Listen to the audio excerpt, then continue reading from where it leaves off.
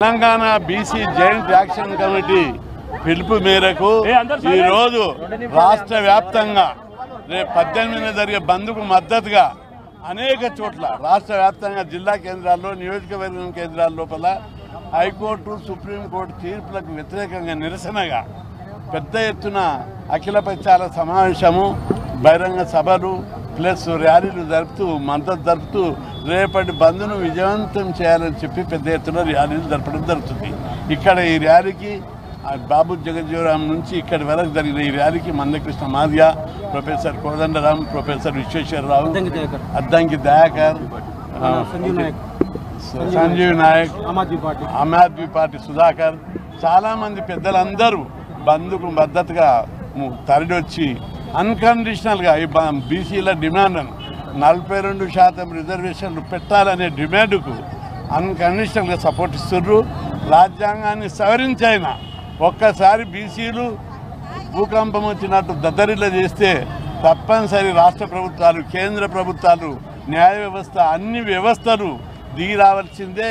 గతం లోపల తమిళనాడులో ఎట్లయితే జరిగిందో ఇప్పుడు ఈరోజు రేపు జరిగే బంద్ పట్టణాలకే కాదు, నియోజకవర్గం హెడ్ క్వార్టర్లకే కాదు, జిల్లా హెడ్ క్వార్టర్లకే కాదు, పల్లెల్లో కూడా బంద్ జరుపుతున్నారు.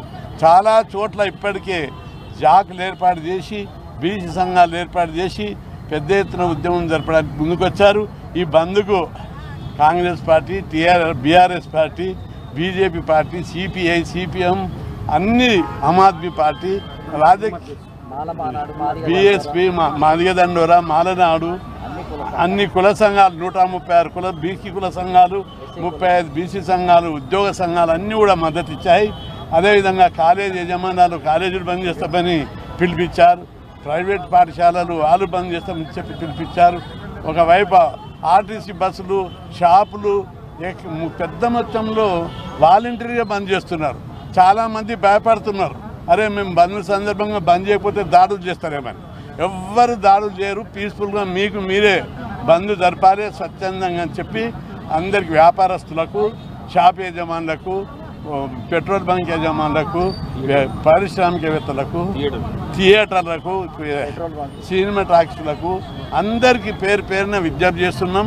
ఈ బంద్ ప్రజలకు, మెజార్టీ ప్రజల యొక్క హక్కులకు సంబంధించింది. ఎందుకంటే బీసీలు పోరాడి 42% రిజర్వేషన్లు సాధించారు. మేము అగ్రకులాలకు వాళ్ళకి ఏమన్నా ఇస్తే ఎప్పుడు అడ్డుకోలేదు. రెడ్డి జాగృతి వాళ్ళు మన రిజర్వేషన్లకు వ్యతిరేకంగా కేసు వేశారు.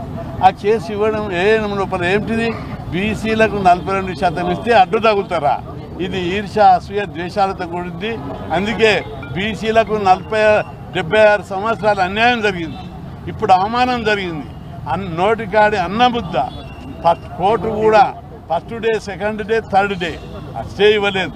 ఎన్నికల నోటిఫికేషన్ ఇచ్చినాక స్టే ఇచ్చేది. ఇది చాలా అసంబద్ధము, అనాలోచితంగా బీసీలకు అన్యాయం జరుగుతున్నది. కాబట్టి దీని మీద పెద్ద ఎత్తున బీసీల యొక్క స్పందన ఉంది, పెద్ద ఎత్తున ఉద్యమం జరుగుతుంది. ఈ ఉద్యమానికి అందరూ మద్దతు ఉన్నారు. అందరూ కూడా స్వచ్ఛందంగా బంద్ జరపాలని చెప్పి విజ్ఞప్తి చేస్తున్నా. ఇప్పుడు మందకృష్ణ మాదిగ గారు అనేక ఉద్యమాలకు నాయకత్వం వహించి బలహీన వర్గాల యొక్క ఉద్యమాలకి దిక్సూచిగా ఉన్నటువంటి మందకృష్ణ గారు మాట్లాడతారు.